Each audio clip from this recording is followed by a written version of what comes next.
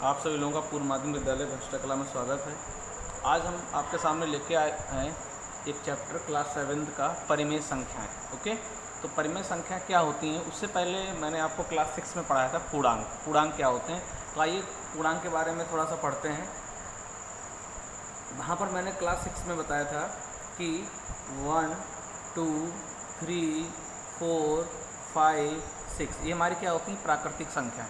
क्या होती है हमारी प्राकृतिक संख्याएं। इन प्राकृतिक संख्याओं को हम लोग पूर्णांक कहते हैं। क्लियर। तो हमारे दो प्रकार के पूर्णांक होते हैं, धनात्मक पूर्णांक और ऋणात्मक पूर्णांक।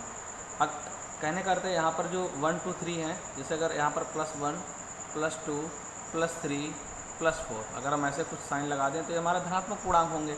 तो ध्यान रखिएगा कि कोई ज़रूरी नहीं कि किसी संख्या से पहले प्लस लगा हुआ, अगर वो संख्याएं अगर इस तरीके से लिखी हुई हैं, क्लियर, तो वो संख्या हमारी क्या कहलाएंगी, धनात्मक पूर्णांक कहलाती हैं। क्लियर। और दूसरी तरफ हमारी दूसरी संख्याएं होती हैं इस टाइप से, अगर किसी संख्या से पहले अगर माइनस चिन्ह लगा है, ऋण चिन्ह लगा है, तो ये संख्या हमारी क्या कहलाती हैं, ऋणात्मक पूर्णांक। क्लियर। तो ध्यान रखिएगा जो हमारी प्राकृतिक संख्याएं हैं वो हमारी धनात्मक पूर्णांक कहलाती हैं, और अगर उन संख्याओं से पहले अगर हम ऋण चिन्ह लगा दें तो वो हमारी ऋणात्मक संख्या कहलाती हैं। शून्य जो है वो ना ही धनात्मक पूर्णांक में काउंट किया जाता है ना ही ऋणात्मक पूर्णांक में, लेकिन शून्य आपका पूर्णांक होता है।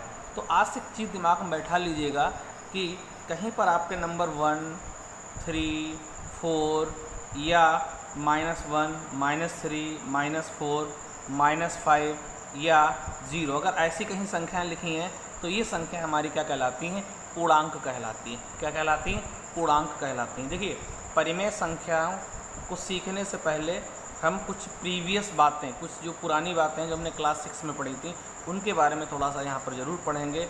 तो प्राकृतिक संख्या मैंने बताई थी कि वे संख्याएं जो 1 से प्रारंभ होती हैं, 1, 2, 3 यानी जो काउंटिंग वाली, जब हम किसी चीज़ को काउंट करने के लिए जिन संख्याओं का प्रयोग करते हैं, क्लियर, तो 1, 2, 3, 4, 5 ये हमारी प्राकृतिक संख्या कहलाती हैं। अगर उन संख्याओं से पहले अगर हम लोग क्या लगा दें, धनात्मक चिन्ह लगा दें। ध्यान रखिएगा ये धनात्मक चिन्ह नहीं लगा होता, मोस्टली ऐसे अधिकतर संख्याएं लिखी होती 1, 2, 3। तो ध्यान रखिएगा जो हमारी प्राकृतिक संख्याएं होती हैं वो धनात्मक पूर्णांक में शामिल होती हैं। अगर हम उनसे पहले क्या लगा दें, ऋणात्मक चिन्ह लगा दें, तो वो संख्या हमारी क्या कहलाएंगी, ऋणात्मक पूर्णांक कहलाती हैं। क्या कहलाती हैं, हमारी ऋणात्मक पूर्णांक कहलाती हैं। तो आज से एक चीज़ ध्यान रखिएगा कि अगर हम बात करें यहाँ पे जैसे -1, -2, -3, -4 या आपका 1, 2, 3, 4 या 0, ये सारे हमारे क्या कहलाते हैं, पूर्णांक कहलाते हैं। क्या कहलाते हैं, हमारे पूर्णांक कहलाते हैं। ओके, अब हम स्टार्ट जो कर रहे हैं वो आपको सिखाना है कि परिमेय संख्याएं क्या कहलाती हैं। परिमेय संख्याएं क्या कहलाती हैं, तो ध्यान रखिएगा सीधे डायरेक्ट अब हम परिमेय संख्याओं पर पहुंचते हैं, लेकिन उससे पहले भी थोड़ी और चीज़ें हम लोग यहाँ पर क्लियर करेंगे। जैसे अगर हम बात करें कि 3/5 अगर ये लिखा है तो आपको मालूम है कि ऊपर वाला जो अंक है ये हमारा अंश कहलाता है, और नीचे वाला हमारा जो अंक है वो हमारा क्या कहलाता है, हर कहलाता है। ऊपर वाला अंक हमारा क्या कहलाता है, अंश, और नीचे वाला अंक क्या कहलाता है, हर।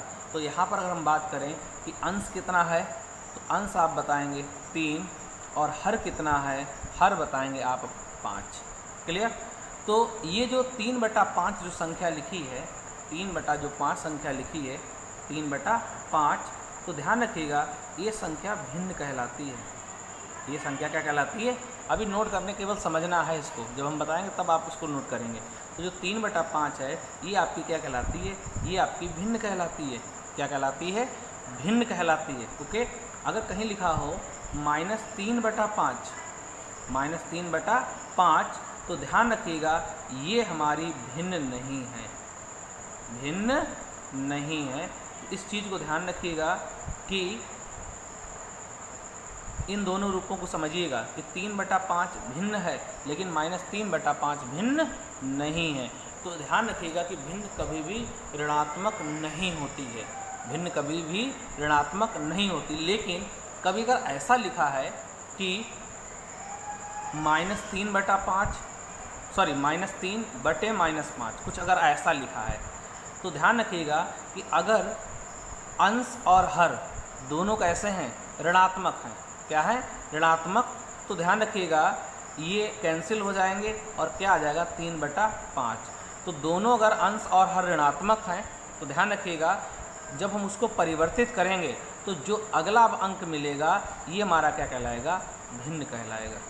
क्या कहलाएगा, भिन्न कहलाएगा। तो यहाँ पर एक बात हमको ये समझनी है कि 3/5 आपकी क्या है, भिन्न, लेकिन -3/5 आपकी भिन्न नहीं है, क्योंकि भिन्न कभी भी ऋणात्मक नहीं होती। ये आपने प्राइमरी क्लास में भी आपने इसको पढ़ा होगा और मैंने इसको 6th क्लास में भी आपको पढ़ाया है। क्लियर, पहली बात। दूसरी बात यहाँ पे हमको ये समझनी है कि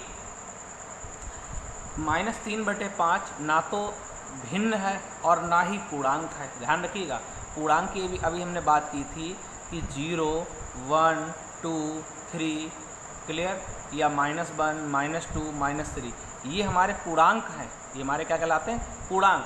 लेकिन -3/5 ना तो भिन्न में शामिल है और ना ही पूर्णांक में शामिल है। इसका अर्थ ये हुआ है कि इसको अब हमको एक नया नाम देना पड़ेगा। ये ना तो ये भिन्न है और ना ही ये पूर्णांक है। तो इसके लिए जो एक नया शब्द आया है गणित में, वो नया शब्द है परिमेय संख्या। क्या शब्द है, परिमेय संख्या। तो ध्यान रखिएगा कि -3/5 ना तो भिन्न है ना ही पूर्णांक है, ये हमारी क्या कहलाती है, परिमेय संख्या। क्लियर। अब आगे हम बात करेंगे कि परिमेय संख्या के कौन कौन से रूप हो सकते हैं और कैसे हम परिमेय संख्या पहचानेंगे। ओके।